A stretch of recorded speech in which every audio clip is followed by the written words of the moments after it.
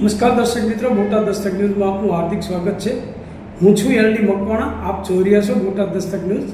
હવે પછીના સમાચાર વિગતવાર. દર્શક મિત્રો, હમણાં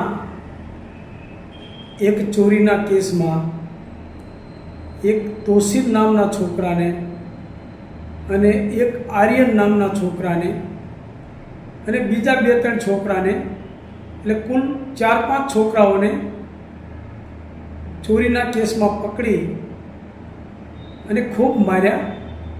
એમાં 2-3 છોકરાને અને આર્યનના દાદાને 6 દિવસ માર્યા. બીજા 2-3 છોકરા હતા એને 2-3 દિવસ માર્યા અને બધાને ઓને ઓન માર્યા.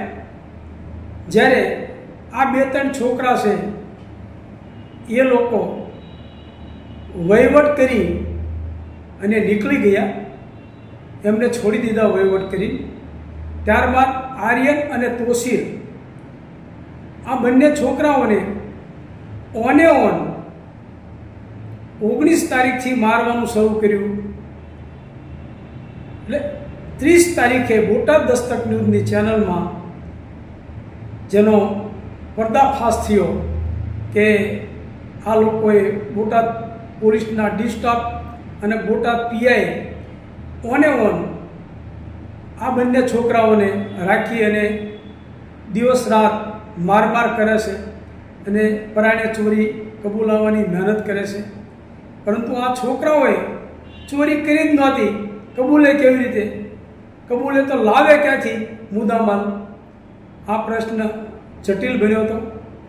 એટલે છેવટે શોટ આપવાના શરૂ કર્યા, પરંતુ છોકરા પાસે કોઈ મુદ્દામાલ હતો જ નહીં.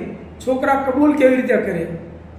હવે આના અનુસંધાને આર્યનને આ સમાચાર 30 તારીખે પ્રસિદ્ધ થયા બોટાદ દસ્તક ન્યૂઝમાં, અને ત્યાર પછી એને લઈને તાબડતોબ બોટાદની 2 હોસ્પિટલોમાં ફેરવ્યો.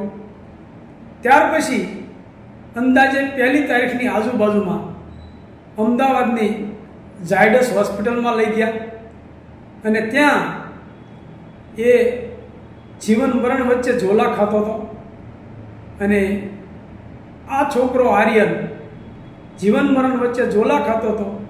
અને આ 30 તારીખનો જે બોટાદ દસ્તક ન્યૂઝે પર્દાફાશ કર્યો, એટલે બીજા દિવસે તોસીરને પણ કોર્ટમાં રજૂ કરી અને ચોપડે ચડાવી અને રિમાન્ડ માગ્યા. કોર્ટે 2 દિવસના રિમાન્ડ મંજૂર કર્યા અને 4 તારીખે તોસીરને ફરી વખત કોર્ટમાં રજૂ કરવામાં આવ્યો.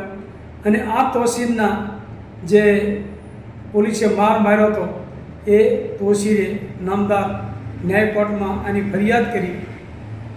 હવે વાત એમ છે કે આ ફરિયાદ તો કરી, પરંતુ જેના કહેવાથી આ બનાવ બન્યો છે અને જે પીઆઈ છે એ બોટાદ પોલીસ સ્ટેશનના હેડ કહેવાય. જે પીઆઈ છે એ બોટાદ પોલીસ સ્ટેશનના હેડ કહેવાય. જ્યારે ડી સ્ટાફ છે એ તેની નીચે કામ કરતો સ્ટાફ કહેવાય. જ્યારે 4 ડી સ્ટાફના લોકો ઉપર જે ફરિયાદ કરી અને જે પીઆઈ મેન તોમતદાર છે બોટાદના, જે પીઆઈ ખરાડી, એ ખરેખર મેન તોમતદાર કહેવાય. કારણ કે એની રાહબરી નીચે જ ફરિયાદ થાય, ફરિયાદ લેવાય, આરોપીને પકડાય, આરોપીને પકડી લાવતા હોય, આરોપીને મારતા હોય, જે કાંઈ કરતા હોય પીઆઈની દેખરેખ નીચે જ આ બધું થતું હોય. પીઆઈને પૂછ્યા વગર એનસી ફરિયાદ પણ લેવાતી નથી. અને આ 13 દિવસ અને આર્યન તો હજી ઓને ઓન જ છે. એટલે આવી રીતે 13, 14, 15 દિવસ સુધી ઓને ઓન તોસીરને અને આર્યનને જે માર્યા એની જે ફરિયાદ થઈ એ આ 4 ડી સ્ટાફના માણસો પર ફરિયાદ થઈ છે. ખરેખર મુખ્ય તોમતદાર પીઆઈ ખરાડી છે અને ખરાડીને છોડવા ન જોઈએ. કારણ કે સરકાર અને ઉપલા અધિકારી પણ વિચાર કરી અને આ બાબત પગલાં ભરજો. કારણ કે હજી આગળ જે આર્યનના પિતાજી છે, આર્યનના દાદાજી છે, એ આગળ કાર્યવાહી કરવાના છે. બીજા રાજકારણીઓ, ધારાસભ્યો આ બધા આગળ પીઆઈ ઉપર કાર્યવાહી કરવાના છે. એટલે પીઆઈ ઉપર કાર્યવાહી કર્યા પછી તમે પરાણે આ કરો એ બરાબર નહીં, પણ તમે તમારી રીતે તપાસ કરનાર અધિકારી પીઆઈ ખરાડી ઉપર ગુનો દાખલ કરો, અને એ મુખ્ય તોમતદાર છે, કારણ કે એને જ આ બધું કર્યું છે, અને એના કહેવા મુજબ જ આ લોકોએ એને માર્યા છે ડી સ્ટાફે. કારણ કે પીઆઈ ખરાડી એટલે મોટી તોડતાલની દુકાન છે. આજ સુધીમાં આવા કોઈ પીઆઈ, એક કરમટિયા હતા અને આ બીજા ખરાડી, આ બે સિવાય આજ સુધીમાં બોટાદ પોલીસ સ્ટેશનમાં આવા કોઈ પીઆઈઓ આવ્યા નથી જે તોડતાલના મોટા બાદશાહ હોય.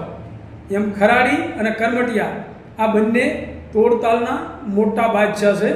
એટલે આને કોઈ સંજોગોમાં મૂકવાના હોય નહીં, અને આની ઉપર કાયદેસર ગુનો દાખલ કરવામાં આવે એવું બોટાદ દસ્તક ન્યૂઝની ચેનલના ચેરમેન હું LD મકવાણા કહું છું. Botad Dastak news, LD Makwana, Botad.